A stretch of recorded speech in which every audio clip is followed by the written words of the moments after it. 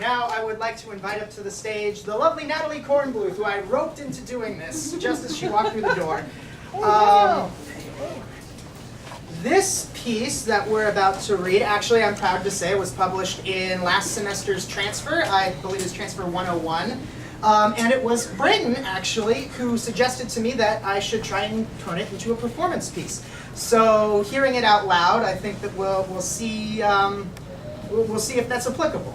So, all right, thank you very much for volunteering, Natalie. Just to give you an idea about it, I'm going to be reading the poem written by Dr. Rolf Tempelchong, and Natalie here will be reading the annotations to the poem done by Rolf Tempelchong's widow, Alice B. Tempelchong. So, the following is reprinted from the 1977 publication, The Collected Works of Dr. Rolf Tempelchong, born 1912, died 1975. This posthumously revised edition included new annotations by his widow, Alice B. Tempelchong, born 1920, died 2001.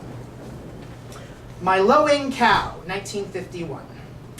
There are many other titles Rolf considered before settling with this. The Lowing Cow, My Loving Cow, Cow Goes Moo, just to name a few. The title must be perfect, he would say. It's a love poem, after all. I seek your greener pastures, oh my cow, oh my soul. My husband stole lines all the time. They were never plagiarized. No, he would say they're an homage to great writers that he admired. My ass. He just said it better than he ever could. That said, I think he would have sucked Walt Whitman's dick if he could have. But he did the next best thing and buggered Allen Ginsberg. And he writes a poem about our sex life called My Lowing Cow. What an asshole. Those fecund folds between... Oh, Rolf, no one could make my vagina sound less appealing. The land I need to plow, to rip and reap and seed and sow. These could be the most accurate lines in the poem. Sex with him was generally laborious and agrarian. That land, your land, my lowing cow. What speaks to you when you low, my lowing cow? That drone of pleasure, danger, pleasure? Other men I have been with can all attest that I do not sound like a cow in bed. But none of them know how truly good I am at faking it. I should have been an actress. Pain? Or a prostitute. A glowing song that from your soul is my soul intertwined in chorus. In a violence, in a bloody, I will beat you when you bite me, in a carnal, charnel house of bleated moos. Once, when I just needed to feel something, anything, I'd been empty for years and needed to feel some goddamn thing again. I told him to slap me. He did. Again, I said. He did. Again, he did. Again, he did. Again, he did. It was the closest we had ever been. He couldn't stop crying afterwards. He never slapped me again, no matter how much I wept for it. Oh, my lowing cow, you there with your fatted hips. Fuck you. Mouthing, munching, always guzzling cud. Again, fuck you. You stand alone upon your barren plain, bulls deep in you, and yet no calves amongst this fruited green. There was nothing Rolf wanted more in this world than a child. A tiny little him that he could fill with everything that he was. His own Pygmalion project. His biggest regret in life was that he was never a father. And from that bred this resentment towards me so powerful, I would choke in it sometimes. It was all my fault. My fault, he told me. I was barren. I didn't take care of myself. I smoked, I drank, I didn't eat healthy enough, I didn't drink the right herbal tea. Fuck when the moon was aligned with Jupiter or some other bullshit like that. And he never once considered the fact that he might be sterile. It never crossed his mind. But it didn't matter anyways. We were both fine. I was 6 weeks pregnant when he showed me this poem. I hadn't told him yet. The coat hanger I used to abort our child scarred my cervix. And I was unable to have any children since. He went to his grave believing I had been cursed by God, when really, just cursed by him. Just you, my lowing cow, just you.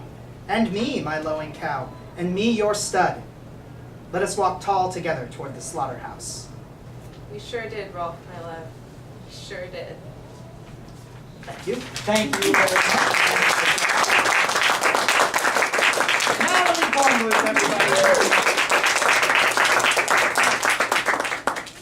And I have one final thing to read for you, another sort of performance poem, as it were. So prepare yourselves. Precipice.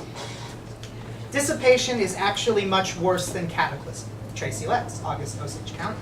You will see it and you'll know. Naomi Iizuka, Concerning Strange Devices from the Distant West.